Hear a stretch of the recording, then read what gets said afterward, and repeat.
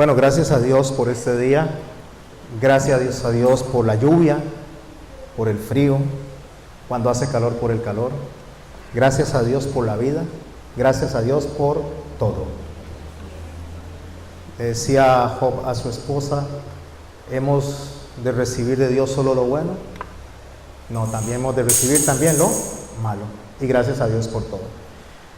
Vamos a orar y nos vamos a poner en la dirección del Espíritu Santo.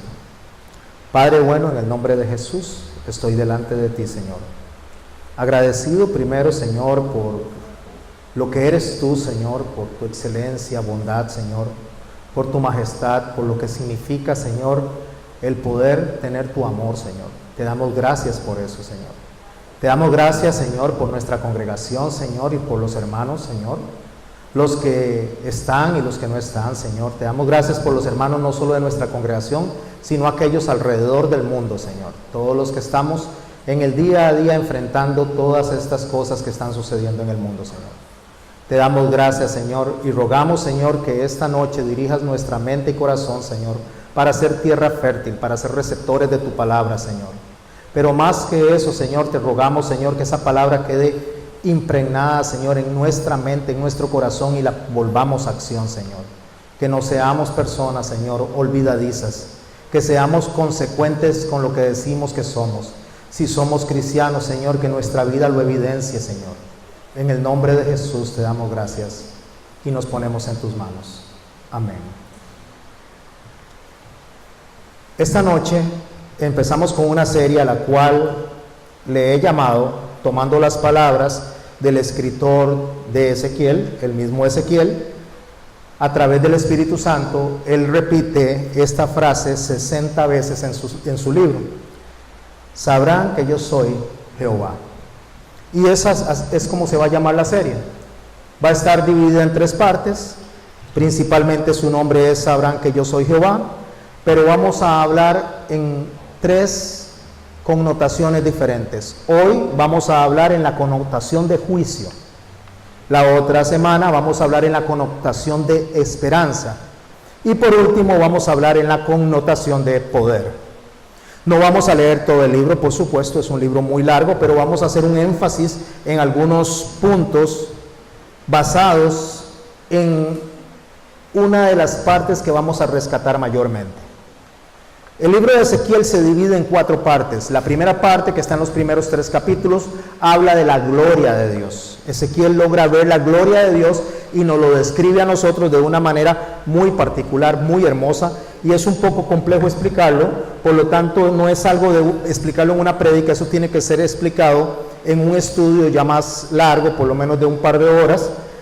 Eso lo vamos a hacer en alguna oportunidad en formadores, para los que tengan bien venir, no ahorita, pero lo vamos a hacer en su oportunidad. Después la segunda parte tiene que ver con el juicio hacia su pueblo y hacia su ciudad, porque ellos habían faltado a las indicaciones, a las instrucciones que Dios les había dejado como pueblo. La tercera parte, en la que se divide el libro de Ezequiel, tiene que ver con el juicio hacia las naciones, dividido en esas 3 partes, y de último habla de la glorificación. ¿Cuál es la glorificación? De lo que Dios hace dentro de su misericordia, benevolencia y perdón con este pueblo que le ha fallado. Así es como se divide el libro de Ezequiel.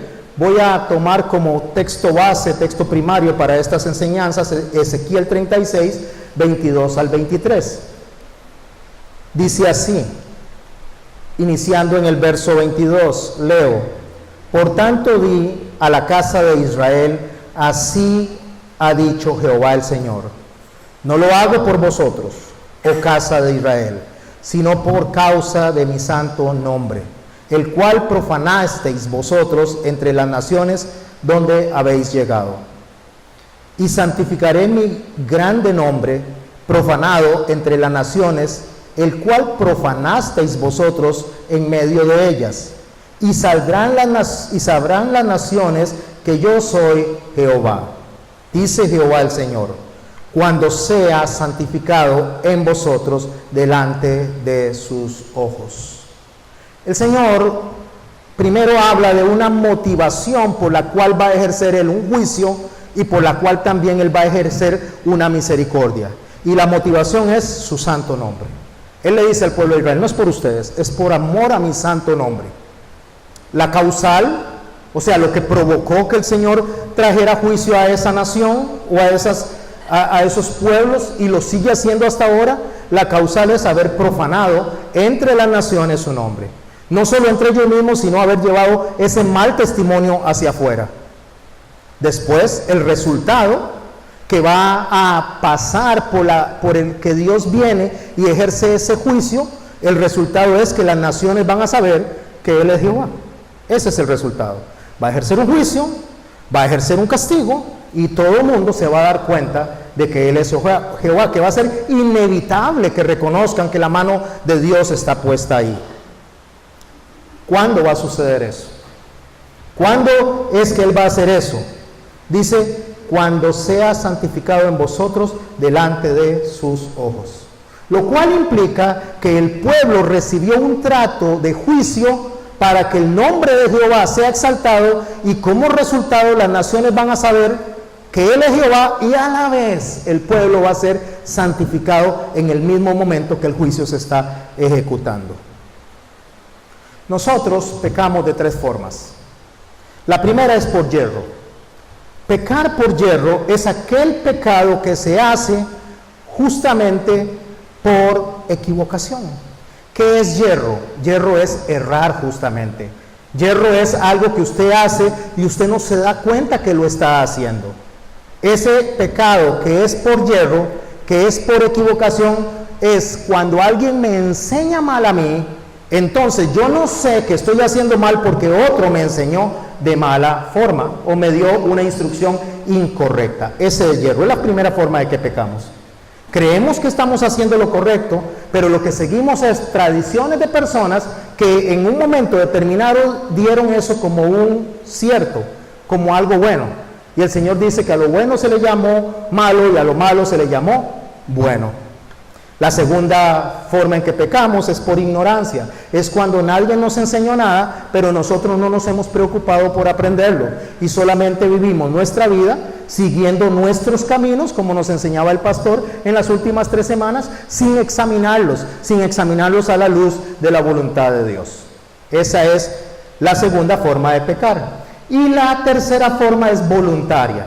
Es cuando ya yo sé, cuando he sido bien instruido y peco por necedad. ¿Qué es necedad? Es el que sabe hacer lo correcto y no lo hace. Esas son las 3 formas en que se peca.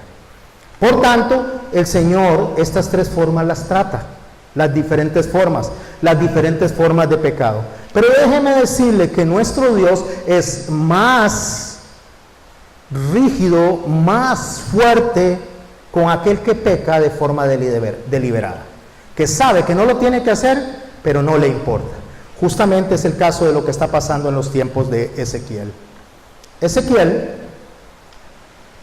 es en presente, porque Dios no es un Dios de muertos, sino un Dios de vivos, y Ezequiel está en la presencia de Dios, y su alma vive con el Señor por siempre. Igual que nosotros lo estamos haciendo ahora y para siempre con el Señor, porque en Cristo nuestra alma es para siempre y siempre vamos a vivir en abundancia con Él. Ezequiel era el tercero de los profetas mayores, nació en Jerusalén, era un sacerdote de la línea de Leví, de los coatitas. A él le tocaba ejercer servicio en el templo, mas no lo pudo hacer porque antes de que él pudiera ejercer el servicio, fue capturado por Nabucodonosor en la segunda deportación. En la primera deportación, que fue aproximadamente unos 6 años antes de que Ezequiel fuera capturado, fue capturado Daniel. Por lo tanto, Daniel y Ezequiel son contemporáneos en cuanto a los tiempos babilónicos. Ezequiel predicó, cuando él fue capturado cuando tenía unos 25 años, y a los 5 años de ser capturado, vino cerca de los ríos de Babilonia, vino la presencia de Dios, se le manifestó a él cuando él tenía 30 años. Y esto es muy particular porque los sacerdotes son llamados a los 30 años. Entonces a los 30 años le vino a él la revelación, le vino el Señor y le dijo lo que iba a acontecer, y a partir de ese momento Ezequiel empieza a profetizar, empieza a predicar. Jeremías, mientras tanto, predicaba en la sección o el lado que tenía que ver con Jerusalén. Ezequiel le predicaba a los cautivos. Jeremías predicaba que iba a haber un cautiverio anteriormente, que iba a durar por 70 años, y Ezequiel lo que decía y predicaba es que el templo y la ciudad iban a ser destruidos. Esa era la connotación principal de su predicación. Los cautivos, cuando recibían la predicación de Ezequiel, lo que hacían era que se comportaban como unos obstinados, no aceptaban esa predicación, no la recibían. ¿Por qué razón? Porque habían unos profetas que estaban diciendo que no iba a pasar nada, que todo iba a estar bien y que en su momento, y no muy largo, sino próximo, los cautivos de Babilonia iban a regresar a Jerusalén y iban a estar nuevamente en su templo. Pero Dios no había dicho eso. Dios había dicho a través de Jeremías que iban a pasar 70 años. Habían pasado 5 años desde la llegada de Daniel a Babilonia, 5 o 6 años. Ezequiel había sido capturado y 5 años después, 10, 11 después de Daniel, todavía estaban en cautiverio y les faltaba todavía, ¿cuántos años? 70 menos 11, 59 años le faltaban. Y no iba a ser antes de lo que Dios decía. Dios dijo 70, iban a ser 70. Por mucho que se profetizara, se declarara lo contrario. En ese contexto histórico vamos a iniciar a leer Ezequiel capítulo 1, verso 1, y dice así: aconteció en el año 30 de su vida, o sea, él tenía 30 años, en el mes cuarto, a los 5 días del mes, que estando yo en medio de los cautivos junto al río Quebar, los cielos se abrieron y vi visiones de Dios. En el 5.º año, como les había comentado, tenía 5 años de estar capturado, entonces fue capturado a los 25 años, tenía 30 años. En el 5.º año de la deportación del rey Joaquín, a los 5 días del mes, vino palabra de Jehová al sacerdote Ezequiel, hijo de Buzi, en la tierra de los caldeos junto al río Quebar. Vino allí sobre él la mano de Jehová. ¿Qué es lo que está sucediendo? ¿Por qué estas personas están cautivas? ¿Por qué estas personas fueron llevadas a la fuerza por el rey Nabucodonosor? El rey Nabucodonosor tenía una particularidad. Él capturaba a los pueblos, ponía a personas del mismo pueblo, los capacitaba, como en el caso de Daniel, y los mismos capturados gobernaban a los capturados. Lo único que al rey Nabucodonosor le interesaba era que le dieran impuestos. Eso era todo. Mientras le dieran impuestos, mientras estuviera el reino ganando impuestos, ellos podían gobernarse a sí mismos y eran toleradas incluso las prácticas religiosas que cada pueblo tenía. Bueno, en un momento determinado, el rey Joacim no quiso pagar más tributos, entonces Nabucodonosor se enfureció y mandó a capturar a estas personas. Cuando es capturado Ezequiel, aún ahí el templo no es destruido, sino que es destruido un tiempo más adelante. Aún cuando Daniel lo había capturado, todavía no se vislumbraba la destrucción del pueblo como tal. Recordemos que la profecía de Ezequiel va dirigida a su pueblo y a su ciudad. La profecía de Daniel va dirigida a su pueblo y a su ciudad. Sacarlo de este contexto y aplicarlo a nosotros sería forzar el texto. Si bien es cierto que tenemos aplicaciones de vida y que podemos agarrar de ese texto un aprendizaje en el carácter del pueblo y en el carácter de Dios en ese pueblo, esta profecía es meramente de ese pueblo. Si nosotros nos vamos al Apocalipsis, la relación que hay del Apocalipsis y de Daniel y de Ezequiel tiene que ver con los 3 primeros capítulos, que es con la gloria de Dios que él está experimentando, y ahí es donde está la connotación profética que llega hasta los tiempos de Juan, cuando él tiene la revelación muy similar en la isla de Patmos. ¿Por qué digo esto? Porque a veces se fuerza el texto y se dicen cosas que no están pasando, se dicen cosas que no van a pasar, y lo que nosotros tenemos que ver es el carácter de Dios en lo que estamos estudiando.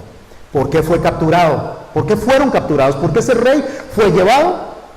En 2 Reyes 24, a partir del verso 1, si quiere lo anota, si quiere me sigue, dice así. 2 Reyes 24, verso 1. En su tiempo subió en campaña Nabucodonosor, rey de Babilonia. Joacim vino a ser su siervo por 3 años, pero luego volvió y se rebeló contra él. El papá de Joacim había sido puesto por el rey de Egipto. Babilonia había capturado a Lidia y Egipto en su momento. Cuando captura a Egipto, el faraón egipcio pone al papá de Joacim, pero después, cuando Nabucodonosor viene, pone a Joacim y le da las instrucciones de lo que debe hacer. Gobierna por 3 años y a los 3 años de estar gobernando decide no pagar impuestos. No solo no paga impuestos, sino que destruye la ley, destruye los rollos de la Torá, rebelándose contra Dios también. Entonces Joacim se rebela contra Dios y se rebela contra las autoridades de la tierra, contra ambos. Entonces en ese momento Nabucodonosor viene y le manda a capturar. Verso 2, 2 de Reyes 24, dice: pero Jehová envió contra Joacim tropas de caldeos, tropas de sirios, tropas de moabitas y tropas de amonitas. ¿Quién fue el que envió esto? Jehová. Es importante rescatar que la aflicción que le viene al pueblo es determinada por Dios directamente. Le envía tropas de asirios que 200 años atrás habían capturado a los reyes del norte, o a las 10 tribus que estaban en el norte, y aún así la tribu de Judá o el remanente que había quedado ahí no se arrepintieron, sino que viendo que fueron capturados los otros, ellos siguieron haciendo y viviendo su vida como les placía. Los cuales envió contra Judá para que la destruyesen, conforme a la palabra de Jehová que había hablado a sus siervos los profetas contemporáneos. ¿Quién eran sus siervos los profetas de ese tiempo? Recordemos, Jeremías y Ezequiel. Daniel contemporáneo, pero Daniel lo que estaba dando era una profecía que iba más allá del cautiverio. Daniel estaba hablando ya de nuestros tiempos. Ciertamente vino esto contra Judá por mandato de Jehová, para quitarla de su presencia por los pecados de Manasés. Subraye eso, por los pecados de Manasés y por todo lo que él hizo. ¿Quién? Manasés. Déjeme decirle que Manasés no es la tribu de Manasés, sino un rey que se llamaba Manasés. Y este rey cometió una serie de pecados por los cuales Dios se enoja contra él y contra el pueblo que siguió las actividades que Manasés había enseñado al pueblo. Segunda de Crónicas 33, si quieren viajar conmigo en el tiempo hasta ahí, nos enseña qué fue lo que hizo Manasés. Segunda de Crónicas 33, verso 1, dice así: de 12 años era Manasés cuando comenzó a reinar, y 55 años reinó en Jerusalén. Pero hizo lo malo ante los ojos de Jehová, conforme a las abominaciones de las naciones que Jehová había echado de delante de los hijos de Israel. ¿Qué fue lo que hizo Manasés? Volver a practicar lo que Dios decía que no se practicara. Para leerlo rápido, en el verso 3 nos dice que fue lo que hizo. Reedificó los lugares altos. ¿Qué es reedificar los lugares altos? Lo que Manasés hizo fue que donde se había botado en su oportunidad un altar de Astarter, de los ídolos de los paganos de ese momento, ellos volvieron a reedificar sobre ese ídolo. O sea, volvió a establecer la idolatría que ya se había quitado en su oportunidad. Levantó altares a los Baales. Adoró a todo el ejército de los cielos. Esto es, por favor, muy importante, porque esto fue una de las cosas que Dios resalta 2 veces en el texto. Adoró a todo el ejército de los cielos. ¿Sabe qué fue lo que hizo Manasés? Le rindió culto a los ángeles. O sea, la famosa angelología que la gente usa ahora para encenderle velitas a los ángeles, para pedirle al ángel de la guarda y para todas estas cosas que son idolatría y un desafío a Dios mismo, inició con Manasés. En el verso 4 dice, edificó también altares en la casa de Jehová. O sea, metió los ídolos adentro del templo. Me parece que ya ustedes van viendo el panorama que se está dando en nuestros tiempos, similares a los que pasaban en esos tiempos. En el verso 6 dice, en el verso 5, verso 5 dice, edificó así mismo altares a todo el ejército de los cielos, repitiendo lo anterior. Verso 6 dice, pasó sus hijos por fuego en el valle del hijo de Hinnom.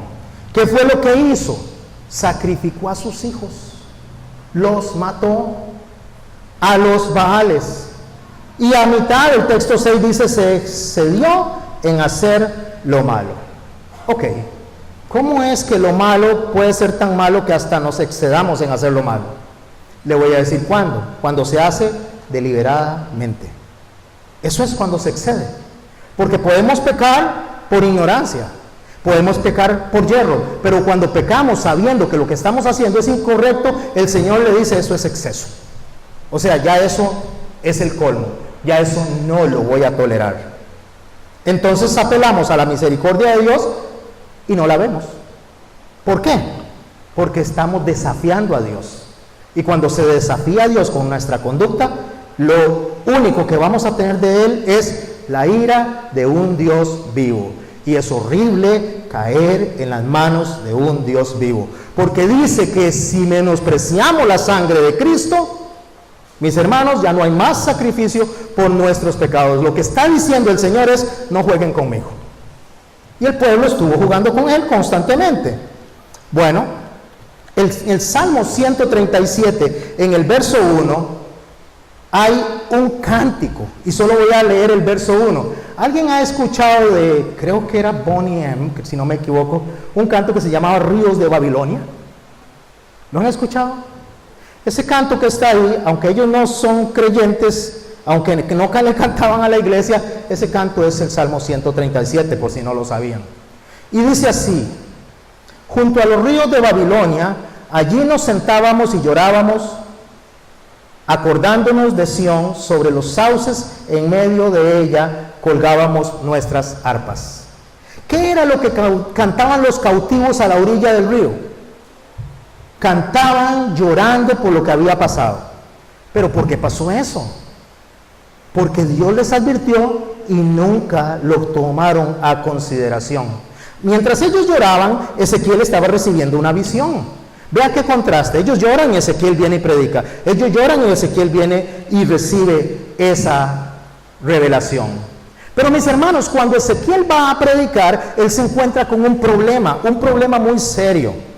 Y es la predicación de los falsos profetas. Ezequiel capítulo 13, para ir poniendo nuestra idea un poquito más enmarcada. Verso 1. Vino a mí palabra de Jehová diciendo, hijo de hombre, profetiza contra los profetas de Israel que profetizan y di a los que profetizan de su propio corazón. ¿Qué era lo que hacían ellos? Ellos predicaban conforme lo que el corazón de ellos les dictaba. ¿Y han escuchado ustedes personas predicar lo que se les ocurre? Sin pensarlo en la Biblia. Bueno, eso mismo que nos pasa a nosotros le estaba pasando en los tiempos a el pueblo con los profetas falsos. Sigue en el verso 1, di a los que profetizan de su propio corazón, oíd palabra de Jehová. Una prédica hacia esos profetas. Así ha dicho Jehová, verso 3, el Señor, ay de los profetas insensatos que andan en pos de su propio espíritu y nada han visto. ¿Qué significa eso? Que hay personas por ahí diciendo que Dios les reveló algo o que Dios les dijo algo y Dios no les ha dicho nada. Andan personas que no sé si a usted le ha pasado, déjeme hermano, tengo que decirle algo, Dios me dijo que le diga. Cuidado, mucho cuidado. Dios me dijo esto, Dios me dijo aquello, pero si Dios no lo ha dicho, Dios dice en Deuteronomio que los que dicen que Dios dijo y Él no dijo, mueran irremisiblemente. Con Dios no se juega, con la palabra de Dios no se juega. Yo no puedo andar diciendo que Dios dijo algo que no ha dicho, porque dice muera irremisiblemente. ¿Qué es morir irremisiblemente? Muera sin remedio, así de fácil. Así que tengo que tener mucho cuidado a la hora que digo que Dios dijo algo y es de mi propio corazón o a mí se me está ocurriendo. Sigue diciendo el Señor, verso 6, vieron vanidad y adivinación mentirosa. Dicen, ha dicho Jehová, y Jehová no los envió. Con todo, a pesar de que están diciendo semejantes mentiras, dice Dios, esperan que Él confirme la palabra de ellos. O sea, tras de que están diciendo que Dios dijo algo que no dijo, espera que Dios los confirme, que Dios los respalde. Mire, mi hermano, Dios no va a respaldar nada que Él no haya dicho. Dios va a respaldar lo que Él dijo. Pero resulta que cuando lo dice a través de sus siervos, a través de Ezequiel, la gente no lo cree. Le creen a los que mienten, pero no le creen a lo que Dios dijo. ¿Qué dijo Dios? Que iba a destruir el templo. ¿Qué dijo Dios? Que iban a estar capturados 70 años. Pero los profetas les decían, no, jamás, todo les va a ir bien, va a ser magnífico, todo está sensacional, ustedes nada más oren, proclamen, decreten y no va a pasar nada. ¿Y Dios dijo que iba a pasar? ¿Qué creen ustedes que iba a suceder? Iba a pasar. Si Dios dijo 70 años cautivos, 70 años. El pueblo iba a ser dispersado, el pueblo iba a ser dispersado. Que iba a morir en manos, una gran parte de babilonios iban a morir en manos de los babilonios. Mi hermano, Dios es un Dios bueno, Dios es un Dios santo, Dios es un Dios perfecto, pero Dios es un Dios de ira. Y con Dios no se juega. Por mucho que querramos, por mucho que digamos, Dios, qué bueno eres, si estamos jugando con el nombre de su Hijo, mi hermano, no hay más sacrificio por eso. ¿Y el arrepentimiento? ¿Usted cree que se queda sin consecuencia al haber pisoteado la sangre de Cristo? No, aunque haya arrepentimiento. ¿Quién lo digo? Yo, no lo dice la palabra. Y eso es lo que vamos a estudiar, porque dice, y sabrán que yo soy Jehová.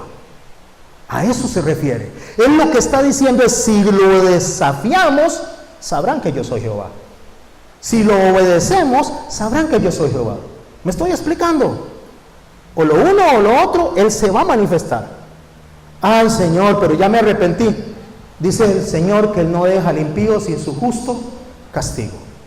Justo castigo no es que lo deja sin castigo, es que el castigo va a quedar plasmado en nuestras vidas y no estamos jugando a la iglesita. Así es el carácter de Dios. Dios en Deuteronomio 28 dice, si obedeces mis mandamientos, estas bendiciones te seguirán y te alcanzarán. Mas si no lo obedecen, en el verso 14 dice, las maldiciones te seguirán y te alcanzarán. ¿Sabe qué es alcanzar algo? Es que viene persiguiéndolos, viene detrás. Qué raro, pero ahora yo oro, ahora me va todo bien, ahora yo... Sí, mi hermano, sí, pero llegó un día Dios a tu vida, te sacó del fango y ahí hizo nuevas todas las cuentas, ¿sabía? Te puso y me puso en kilómetro cero. Todo eso fue parar ¿a dónde? Al mar, y de ahí no se acuerda el Señor. Pero cuando después de eso pecamos deliberadamente, eso no lo pasa por alto. Dios no es juguete de nadie. Y no acepta cohecho, ¿sabía? Te voy a servir, Señor, si me sacas de esta te voy a servir. Si me sacas de esta, Señor, te digo, sácame, dame buena salud y vas a ver que todo va a estar bien. El Señor dice, no, yo no me vendo. Yo no me vendo. Yo me entrego por precio de sangre. Pero si esa sangre es pisoteada, ¡ay! De los que pisotean la sangre de Cristo, mejor les hubiera no haber conocido. Ay del que hace eso, dice el Señor, tarde o temprano eso le va a alcanzar. Y ahí será, dice el Señor Jesucristo, el lloro y el crujir de lágrimas. Por eso estamos hablando de juicio. Por eso Él le dice en el verso 8, por tanto así ha dicho Jehová el Señor. Estamos en Ezequiel 13. Por tanto así ha dicho el Jehová el Señor, por cuanto vosotros habéis hablado vanidad y habéis dicho mentira, por tanto de aquí yo estoy contra vosotros, dice Jehová. Verso 10, si por cuanto engañaron a mi pueblo diciendo paz, y no habiendo paz, ¿sabe qué promete ahora la mayoría de la gente que quiere su dinero? Paz. Paz en su casa, paz en el país, paz en su familia, que todo le va a ir bien, no se va a enfermar, no va a tener problemas económicos. No, mi hermano, si hemos sido irresponsables vamos a tener problemas económicos. Si hemos sido irresponsables vamos a tener problemas. Lo que tenemos que pedirle al Señor es, por favor, Señor, por favor, ten misericordia cuando me trates en medio de esa disciplina. Disciplíname, por favor, pero no me lleves hasta la muerte. Pedir la misericordia, no reclamar la misericordia. No, Señor, reclamo tus promesas. ¿Qué le va a reclamar a usted a un Dios? A un Dios tan poderoso y maravilloso. Él no le importa lo que usted y yo pensemos. Él dice que no lo hace por usted ni por mí. Se lo dijo a su pueblo, lo hace por amor a su santo nombre. Y si amamos y respetamos su santo nombre, mi hermano, lo demás viene como añadidura. Pero si jugamos y pisoteamos ese santo nombre, las maldiciones nos alcanzarán. Y si alguien les predica a ustedes algo diferente, muera irremisiblemente. Porque ese no es el carácter de Dios. El carácter de Dios es que cada impío paga y Él le castiga justamente. ¿Hasta dónde llega la justicia de Dios? Hasta que haya un verdadero arrepentimiento, no remordimiento. De eso no hablamos o no hablamos hace unas semanas. El remordimiento para Dios no vale nada, vale cero. Es como que usted agarre todo lo que tiene y lo eche a la basura. A Él le vale el arrepentimiento, porque el arrepentimiento consiste en que no sigo haciendo lo mismo y me humillo delante de Dios y pido perdón sin excusar mis actos. Ay, perdóname, mi hermano, perdóname, pero es que si usted no me hubiera tratado así, yo no hubiera hecho eso. Eso es excusa, eso es remordimiento. Mi perdón debe estar delante de Dios como lo hizo el hijo pródigo. Perdón, le dijo al Padre, porque he pecado contra el cielo y contra ti. Sin excusas. Cuando hay excusas, eso es pura basura, pura hablada, un plato de babas es eso delante de Dios. Y eso el Señor lo castiga, como le está diciendo a este pueblo. Le dice, paz, no habiendo paz, declararon ustedes. Y uno edificaba pared y aquí el otro recubría con lodo suelto. Di a los recubridores de lodo suelto que caerán. Vendrá lluvia torrencial y enviaré piedras de granito que hagan caer el viento tempestuoso y lo romperá. ¿Sabe cómo es que yo venga y les predique de una forma light? ¿Sabe cómo es que si el pastor les predica de una forma light? Es como agarrar una pared y ponerle un revestimiento, que es lo que él está diciendo, poniéndole un lodo suelto que cuando viene la lluvia se cae. Es solamente hacer una máscara. Es nada más hacer una pantalla. ¿Usted cree que Dios va a ver esa pantalla, lágrimas de cocodrilo? Dios no ve las lágrimas de cocodrilo. Y ahora les voy a explicar más tardito qué es lágrimas de cocodrilo. Dios no ve eso. Dice, yo no veo como ven ustedes. Ustedes ven la apariencia, yo veo el corazón. A Dios nadie lo engaña. Nadie. No os engañéis. Dios no puede ser burlado. Así lo dice el Señor. ¿Quién se engaña? Yo mismo. No engaño a nadie. Yo no engaño a Dios. Me engaño a mí mismo y engañoso ese corazón más que todas las cosas. Ezequiel capítulo 2. Regresando un poquito en el libro, y me dijo, hijo de hombre, te envío a los hijos de Israel que son gentes rebeldes, que se rebelaron contra mí. Ellos y sus padres se han rebelado contra mí hasta este mismo día. Yo pues te envío a hijos de duro rostro, de empedernido corazón, y les dirás, así ha dicho Jehová. ¿Sabe que es alguien de duro rostro y de empedernido corazón? Que el que debe cobra. Tras de que debe cobra. Es aquella persona que usted se le acerca y tras de que le hizo malo, le hace mala cara. Tras de que le hizo un daño, entonces usted viene y le sale con patadas en la puerta. Eso es una persona de duro rostro y de empedernido corazón, una persona que no es humilde, es soberbia, y tras de que golpea, pide otro palo para golpear otra vez en vez de pedir perdón. Eso es el empedernido. Yo lo estoy enviando a usted, a esas personas, dice, a personas que en vez de arrepentirse más bien te van a atacar. En vez de arrepentirse te van a señalar. En vez de arrepentirse te van a exigir. Pero sigue diciendo el Señor en el verso 5, ¿acaso escuchen ellos? Pero si no escucharen, porque son una casa rebelde, dice, siempre conocerán que hubo profeta entre ellos. El Señor está diciendo, si lo reciben o no lo reciben, eso no es problema suyo. Usted dígale lo que yo voy a hacer. Y cuando eso pase, se van a dar cuenta que yo hablé. Mire, mi hermano, muchas veces yo me he acercado a personas y le he dicho, mire, hermano, no, Dios dijo, me pasó esto, sentí esto, soñé esto, va a pasar esto, y lo tiran a la basura y después se dan cuenta que todo está pasando. Pero cuando todo está pasando, dice el Señor, sabrán que hubo profeta en medio de ellos, porque Dios no hace nada sin advertir. Dios no clava puñales. Dios dice, esto voy a hacer si ustedes no se ordenan en sus caminos, si ustedes no meditan en sus caminos, yo voy a hacer esto. Créanlo o no lo crean. Si creen o no creen, eso es problema de ustedes. Yo soy Dios, y Dios dice que Él no es mentiroso, que Él no tiene sombra de variación. Él dice que va a pasar y va a pasar.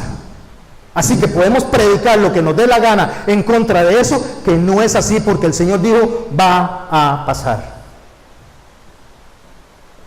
Y tú, hijo de hombre, una frase muy interesante, porque solo se la dice a Daniel, solo se la dice a Ezequiel, y Jesús se la dice a sí mismo. A nadie más le dice hijo de hombre.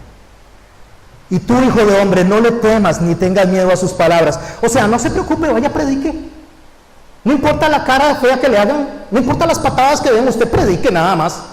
No les temas, aunque te hallas entre zarzas y espinos y moras y escorpiones.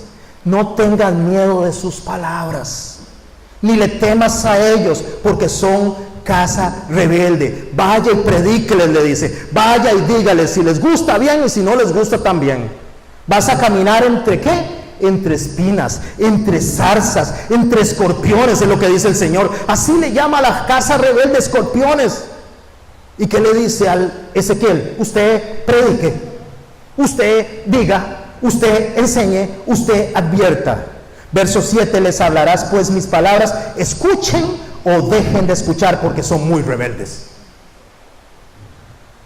Ezequiel capítulo 3, en el verso 4. Luego me dijo, hijo de hombre, ve y entra a la casa de Israel y habla con ellos con mis palabras, porque no eres enviado a un pueblo de habla profunda ni de lengua difícil, sino a la casa de Israel. No a muchos pueblos de habla profunda ni de lengua difícil, cuyas palabras no entienden. Si a ellos te enviara, ellos te oyerían. ¿Sabe qué es lo que está diciendo el Señor? Que si fuéramos a hablarle esto mismo al mundo, si fuéramos a hablarle a gente que habla otro idioma, me escucharían más que lo que me escucha la iglesia aquí. Eso es lo que está diciendo el Señor. Le está diciendo a Ezequiel, háblele a los de afuera y le van a poner más atención que los de adentro. Le van a creer más los de afuera que los de adentro. ¿Qué significa eso, mi hermano? Significa una palabra que tal vez no conocemos en toda la connotación y se llama rebeldía. El Señor lo dijo de esta manera. Es muy hermoso como nuestro Señor Jesucristo enseña. Prefirieron más las tinieblas que la luz, porque amaron más las tinieblas porque sus obras eran malas.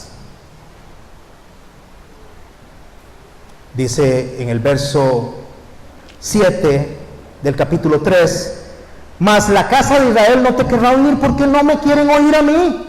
Porque toda la casa de Israel es dura de frente y obstinada de corazón. ¿Sabe qué es ser duro de frente? Ser terco.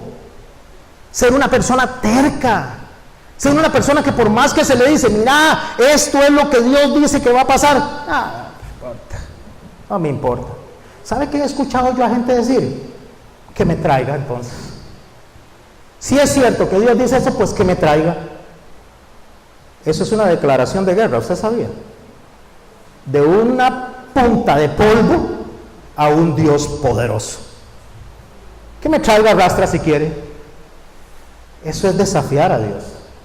Y tenga la seguridad que Dios lo va a tomar en serio. ¿Quiere ir a rastras? Está bien, vas a ir a rastras. Pero ese arrastra, mi hermano, no es solo rasparse las rodillas ahí. Va a doler mucho. Mucho. No, pastor, eso no puede ser, Dios es misericordioso. Sí, Dios es misericordioso, pero Dios también es ira. Y Él está airado todo el tiempo. Escuche, todo el tiempo con los que practican, ¿qué? Iniquidad. Todo el tiempo. No es por ratitos, es todo el tiempo. Verso 10, y me dijo: hijo de hombre, toma en tu corazón todas mis palabras que yo te hablaré y oye con tus oídos. O sea, preste atención a lo que le voy a decir. Y ve y entra a los cautivos, a los hijos de tu pueblo, y háblales y diles: así ha dicho Jehová el Señor, escuchen o dejen de escuchar. Interesante, le dice: háblale a tu pueblo. ¿Por qué le dice que le hable a tu pueblo y no le dice háblale a mi pueblo? Porque mientras el pueblo sea rebelde, Él lo considera fuera. No es mío. No es de mi parte. Verso 18, cuando yo dijere al impío, de cierto morirás, y tú no le amonestares ni le hablares, para que el impío sea percibido de su mal, a fin de que viva, el impío morirá de su maldad, pero su sangre demandaré de tu mano. Hermanos, ¿cuánto les he caído mal cuando yo llego y les tengo que exhortar, o el pastor les tiene que exhortar? ¿Cuánto les he caído mal? No levante la mano, porque le aseguro que yo creo que todos levantarían la mano. ¿Cuántos no han tenido sentimientos contra mí o contra mi hermano porque les decimos esto está mal? ¿Cuántos no lo han sentido? ¿Cuántos no se han dejado que la lengua ligera hable en contra de mi hermano o contra mí porque decimos eso que está mal? Pues déjeme decirle que si no le digo eso y usted cae en los caminos de Satanás, esa sangre se la piden a él y me la piden a mí. Pero si nosotros decimos y atienden a lo que se dice, nosotros no tenemos problema con Dios. Ya sea que no atienda o ya sea que atienda, porque eso es lo que está diciendo Él. Escuchen o dejen de escuchar. No importa, mis hermanos, si usted está conmigo contento o no está contento conmigo. No importa si usted viene y habla bellezas de mí o habla pestes, no importa, mi hermano. Yo debo de tener mucho terror a tener miedo a decirles algo a ustedes y que Dios me pase esa factura. Eso sí me da horror. Ustedes no me dejan hablar. Y podría irse a otra iglesia si quieren. Podría ir de aquí, podría ir y abrir sandeces. Y perdón que esté hablando así, pero es la verdad. Eso no me hace nada. Yo me levanto y me hago el desayuno, o hacemos el desayuno en mi casa, todos los días igual, no me hace nada. Pero si yo me callo por temor a lo que digan o piensen o me señalen o me critiquen, mi hermano, eso sí me hace mucho, porque el Dios airado se aira contra mí también. Y yo no voy a pagar una factura que no me toca. 3 verso 25. Y tú, hijo de hombre, he aquí pondrán sobre ti cuerdas, y con ellas te ligarán, y no saldrás de entre ellos. ¿Sabe qué es poner cuerdas? ¿Sabe qué es ligar la lengua? Es aquellas personas que llegan: pastor, qué carga que es usted. Pastor, qué simpático que es usted. Pastor, qué guapo que es usted. Pastor, qué maravilloso que es usted. Eso es atar la lengua. Atar la lengua es que las personas le digan halagos a uno para que usted tenga una conexión y entonces no haya cómo decirle nada. Y el Señor dice, verso 26, haré que se pegue la lengua en tu paladar y estarás mudo. Cuando el halago viene a nosotros y nos levanta el ego, porque eso pasa, y levanta el ego, el Señor dice, te voy a hacer mudo, no puedes hablar. No puedes hablar según tu corazón. No voy a permitir que tu corazón hable lo que yo no estoy diciendo. ¿Sabe qué le está diciendo el Señor al Ezequiel? Le está diciendo en el verso 27, más cuando yo te hubiere hablado, abriré tu boca y les dirás.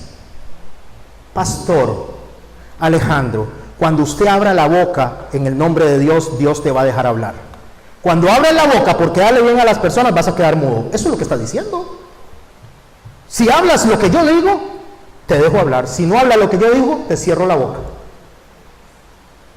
Capítulo 5, verso 1. Y tú, hijo de hombre, tómate un cuchillo agudo, toma una navaja de barbero y hazla pasar sobre tu cabeza y tu barba, y toma después una balanza de pesar y divide los cabellos. Tiene que agarrar un cuchillo cortarse la barba y agarrar 3 puñitos de cabellos. Una tercera parte la quemarás al fuego, que representa un grupo de personas que van a hacer y recibir juicio, destrucción, cuando se cumplan los días de asedio. Y tomará la tercera parte y la cortarás con espada alrededor de la ciudad, y la tercera parte la esparcirás al viento. ¿Qué está diciendo? Un grupo de personas los voy a dispersar. A un grupo los voy a matar y a otro grupo los voy a dispersar. Pero dice así, en el verso, 7. Por tanto, así ha dicho Jehová: por haberos multiplicado más que las naciones que están alrededor de vosotros, no habéis andado en mis mandamientos, ni habéis guardado mis leyes, ni aún según las leyes de las naciones que están en alrededor de vosotros habéis andado. O sea, ni me respetaron a mí, ni respetaron las leyes de la tierra. Ni me respetan a mí, ni respetan a las autoridades establecidas en la tierra. No respetan a nadie. ¿Sabe que ese montón de personas que están hablando barrabasadas, perdón, voy a usar esa palabra, contra el gobierno de Costa Rica, contra nuestro presidente? Y no es que lo defienda, porque no lo voy a defender, pero usted sabe que si usted es cristiano y usted habla contra el presidente, usted está retando a Dios también, porque a él lo puso Dios. No se puso solo. Es que si hubiera quedado el otro, porque el otro no quedó porque Dios no quiso, y este quedó porque Dios quiso, y muchas veces es para castigar al pueblo. Así que recibamos la disciplina de Dios con gozo, porque si este presidente hace lo que hace y Dios se lo permite, nosotros tenemos que aplaudir. ¿Sabía? No tenemos que quejarnos, tenemos que aplaudir. Qué bien, Dios, tú lo pusiste. Pero hablar y decir un montón de babas contra nuestro presidente es hablar contra Dios mismo, porque Dios dice: sométase toda persona a toda autoridad superior, porque por Dios ha sido establecida, y a lo que Dios estableció, si te opones a eso, a Dios mismo te opones. ¿Quién manda? ¿Dios o nuestra lengua? Mis hermanos, verso 10, capítulo 6. Y sabrán que yo soy Jehová. No en vano dije que les haría este mal. Escuche, y sabrán que yo soy Jehová, y no en vano, o sea, no vacío, no a lo loco, les dije que les iba a hacer este mal. Así ha dicho Jehová el Señor, verso 11, el capítulo 6. Palmotea con tus manos y golpea con tus pies y di: ¡ay! Por todas las grandes abominaciones de la casa de Israel, porque con espada y con hambre y con pestilencia caerán. ¿Sabe qué le está diciendo él a Ezequiel cuando vea todo lo que está pasando? ¿Lo entendió, mi hermano? ¿Lo entendió, mi hermana? Voy a leérselo en Dios habla hoy. Así dice el Señor omnipotente: aplaude, patalea y grita: felicitaciones por todas las terribles abominaciones que le están cayendo al pueblo de Israel. Oiga, cuando Dios advierte, que nosotros le decimos a las personas, como le dijo a Ezequiel: vaya y dígales, esto es lo que quiero que se haga, por aquí hay que caminar. Y cuando les venga el mal que yo les quería evitar, y les viene el mal, y les viene la destrucción, y les viene todo lo que les viene, no lloren, aplaudan y digan: ¡qué bien! ¿Suena feo eso, mi hermano? Está en la Biblia. El Señor dice que cuando se pisotea el nombre de Cristo y usted ve a la persona sufrir por haber hecho eso, aplauda. Aplauda, porque con la sangre de Cristo no se juega. Ay, dice, del que pisoteare la sangre de Cristo, porque ya no hay más sacrificio. Será como Esaú, que por más que lloró y lloró, por más que lloró, ya no hubo posibilidad de perdón. ¿Se acaba el perdón para Dios en un momento determinado? Sí, sí, aunque usted no lo crea, cuando le colmamos la paciencia. ¿Cómo Dios tiene paciencia? No, cuando abusamos de su longanimidad y de su gracia. Así es como lo dice. ¿Qué es longanimidad? Dios da tiempo. ¿Qué es longanimidad? Dios da tiempo. Dios dice, camine por aquí, vamos a ver, Dios da tiempo, es como el pez cuando lo deja correr un poquito, pero llega un momento y dice, ya no más, y jala. Y el anzuelo se va hasta la tráquea y lo jala y lo mete al bote y se acabó la carrera del pez. Porque con Dios no se juega, mi hermano, no se juega. Patalea, grita, aplaude. Capítulo 7, verso 3, ahora será el fin sobre ti y enviaré sobre ti mi furor y juzgaré según tus caminos. ¿Qué nos enseñó el pastor en las últimas lecciones? Meditad en vuestros caminos. ¿Sabe qué es lo que le está diciendo cuando dice juzgaré según tus caminos? Dice, descargaré mi ira sobre ti, te juzgaré según tu conducta y te pediré cuentas de todas tus acciones detestables. ¿De cuántas acciones va a pedir cuentas el Señor? De todas. De todas. En vez de estar con la cara alta y soberbio y altivo, ¿sabe qué deberíamos de estar? Llorando como David, llorando y diciendo, Señor, ten misericordia de mí, Señor, pasa por alto, Señor. Apelo, Señor, a tu misericordia. Apelo. En vez de estar buscando culpables y echándole la culpa a otro y a otro y a otro de lo que me pasó, yo debería estar diciéndole, Señor, perdóname, Señor. Ayúdame, Señor, porque soy polvo, porque soy nada, porque soy gusano. Pero lo que hacemos es levantar la cabeza y decir, Señor, tú moriste por mí, yo merezco esto, no merecemos nada, merecemos el infierno. Lo único que Dios tiene para nosotros es misericordia, porque no somos nada sin Cristo, somos cero. Valemos menos de cero, pero en Cristo valemos mucho. Pero para ser en Cristo tenemos que hacer lo que Cristo dijo que hiciéramos. Y lo primero es amarnos los unos a los otros, respetarnos los unos a los otros. No murmuréis los unos de los otros. Ámense como yo os he amado. Así el mundo conocerá. Pero no, hacemos lo que nos da la regalada gana. Y aquí el único que puede hacer lo que le da la gana es Dios. Nadie más. Romanos capítulo 2, verso 1. Porque eres inexcusable, hombre, quien quiera que seas tú, que juzgas, pues en lo que juzgas a otro te condenas a ti mismo, porque tú que juzgas haces lo mismo. Y vemos en Facebook un montón de cosas, esas personas, esos cristianos, esos creyentes, y hacemos lo mismo. No hay diferencia. No hay diferencia, criticamos y hacemos lo mismo. Usted cree, dice el Señor, que usted va a escaparse de ese juicio. Dice, mas sabemos que el juicio de Dios contra los que practican tales cosas. ¿Cuáles cosas? Juzgar y hacer lo mismo. Señalamos al mundo. Ay, es que esos hombres andan desfilando ahí con esos trajes de colores. Sí, ellos tienen un pecado, pero nosotros tenemos otro. Ay, pero es que esas hermanitas están haciendo eso. Sí, ellas hacen eso, pero nosotros hacemos otras cosas. Por eso es que debemos de examinar nuestros caminos y dejar de examinar los caminos de otros.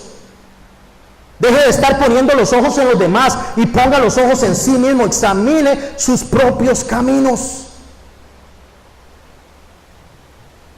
Pero es que han sido tan malos conmigo. Nadie me quiere. Todo el mundo me odia. Eso se llama conmiseración y es pecado. Escuchaba yo a un hombre temprano decir que cuando una mujer se le acerca a alguien y le dice, ay, qué linda estás, y ella, ay, qué linda estoy, ay, qué guapa, ay, qué guapa estoy, y se derrite todo, esa es una mujer débil. Es una mujer débil, porque necesita de las palabras para sentirse valiosa. Una mujer fuerte no necesita de un hombre que la esté halagando, tiene a un Dios que murió por ella. Una mujer no necesita que un hombre que la mantenga, tiene un Dios que la sostiene. Una mujer fuerte no necesita de un hombre para nada. Tiene a Jesucristo y tiene todo con Él. Eso mismo nos pasa a nosotros. Eso mismo nos pasa a nosotros cuando nosotros menospreciamos a Dios por el mundo. Queremos coquetear con el mundo, tenemos que abrazar al mundo, queremos besar al mundo, porque ahí nos sentimos bien. Y Dios dice, no necesitan de nada solo me necesitan a mí. Eso es todo lo que necesitan. O menosprecias, dice, las riquezas, verso 4 del capítulo 2 de Romanos, su benignidad, paciencia y longanimidad. ¿Benignidad qué es? La compasión generosa que Dios da. La paciencia, la virtud de esperar. La longanimidad, la extensión de esa paciencia y de esa virtud de compasión. Extenderlo más allá de lo que debe ser. Pero dice, tu dureza, por tu dureza, verso 5, por tu corazón no arrepentido. No quiere remordimiento, quiere arrepentimiento. Dios no quiere que nos acerquemos a Él ahí llorando y mariqueando y echando mocos. Dios quiere que un corazón contrito y humillado y decir, Señor, hice mal. Y lo que reciba por esto, el castigo que reciba por esto, lo aplaudo. Gracias porque me estás castigando, porque blasfemé contra tu nombre. No llorar, ay Señor, ¿por qué me haces esto? Ay Señor, ¿por qué me haces esto? Me lo hace porque soy pecador. Me lo hace porque he sido duro de corazón, sí, he sido inflexible a la voz de Dios. No quiere personas lloriqueando, no quiere lágrimas de cocodrilo. Dios no quiere lágrimas de cocodrilo, eso Dios lo detesta. ¿Qué son lágrimas de cocodrilo? Lo han oído muchas veces, ¿verdad? Déjenme contarles algo antes de entrar en la recta final y leer la última parte de Ezequiel de esta clase.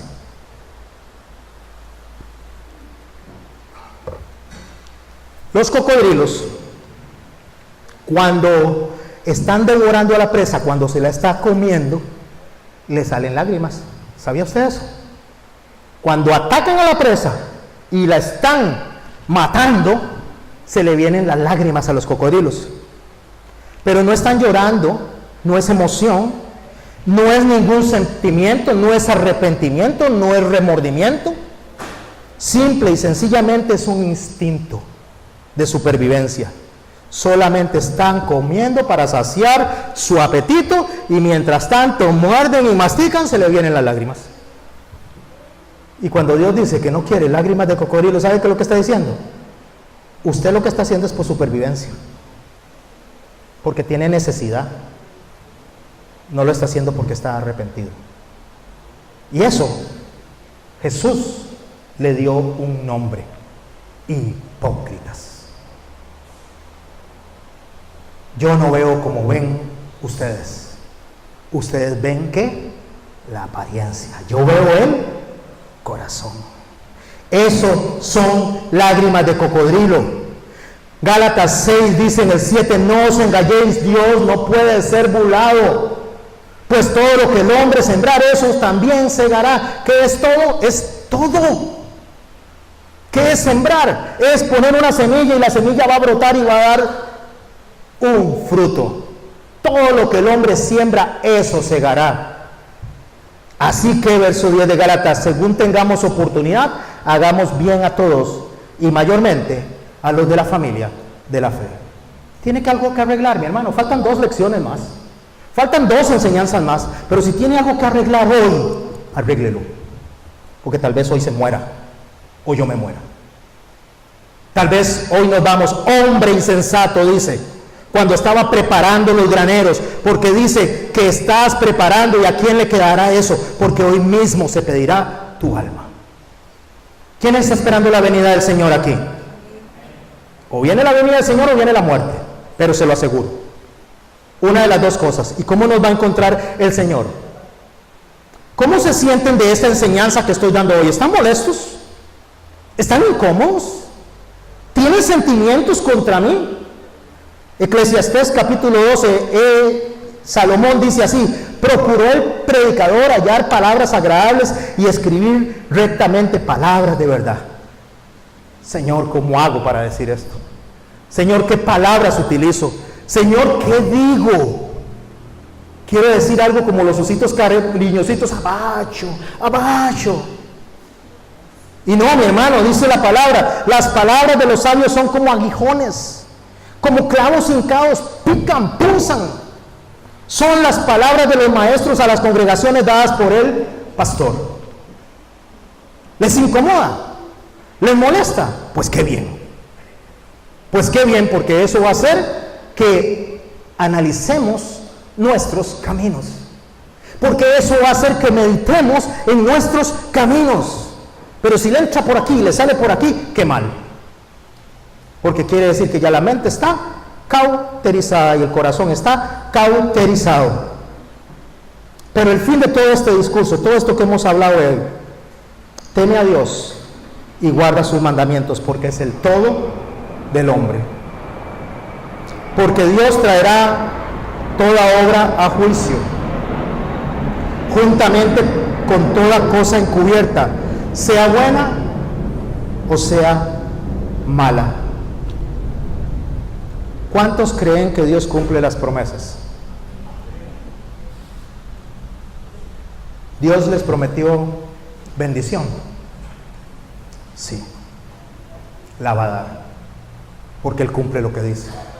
Dios les prometió a ustedes que iban a estar bien en el regazo de Él. Sí, también, pero Dios prometió también juicio a los que se burlan de la sangre de su Hijo. Y eso es una promesa también. Mientras escuchamos de fondo esto, vienen mis hermanas al frente para despedirnos con un canto de fondo. Yo quiero pedirles a ustedes que analicen sus caminos, que mediten en sus caminos. Dios está trabajando hoy en los corazones que están acá. Dios no quiere lágrimas de cocodrilo. Dios no quiere lágrimas de supervivencia. Con Dios no se juega. Dios no es juguete de nadie. Los últimos que jugaron con Dios están muertos. Los últimos que desafiaron a Dios de esa manera están muertos. Un expresidente dijo: maldigo a Israel desde el fondo de mis entrañas, y le dio cáncer en las entrañas, en los intestinos. Un hombre dijo: este barco no se va a hundir, ni Dios lo puede hundir. Y ese mismo viaje, el Titanic se hundió, aunque era el mayor barco del mundo, el más fuerte y el más tecnológico, se hundió. Un hombre dijo: ni Dios me quita la presidencia, cuando votaron por él la mayoría. Seré presidente porque ni Dios me quita la presidencia, y murió esa misma noche, no llegó a ser presidente. El otro llegó a ser presidente, el que había quedado en segundo lugar. Con Dios no se juega, mis hermanos. Dios no es juguete de nadie. Si hay algo que tiene que arreglar, arréglelo hoy, porque mañana puede ser muy tarde. Y cuando se acerque a Dios, acérquese con un corazón sincero, sin hipocresías, porque Dios conoce su corazón y el mío, y a Él nadie lo engaña. Mientras mis hermanas cantan, si usted desea venir y que oremos con usted, y que oremos por usted, y que oren por mí, y oremos delante de Dios diciendo, como dijo Daniel: hemos pecado, Señor, hemos pecado, ten misericordia, porque hemos infringido tu ley. Mientras ellas cantan, mis hermanos, está abierto el espacio por si usted desea orar como congregación y rectificar el camino y la conducta.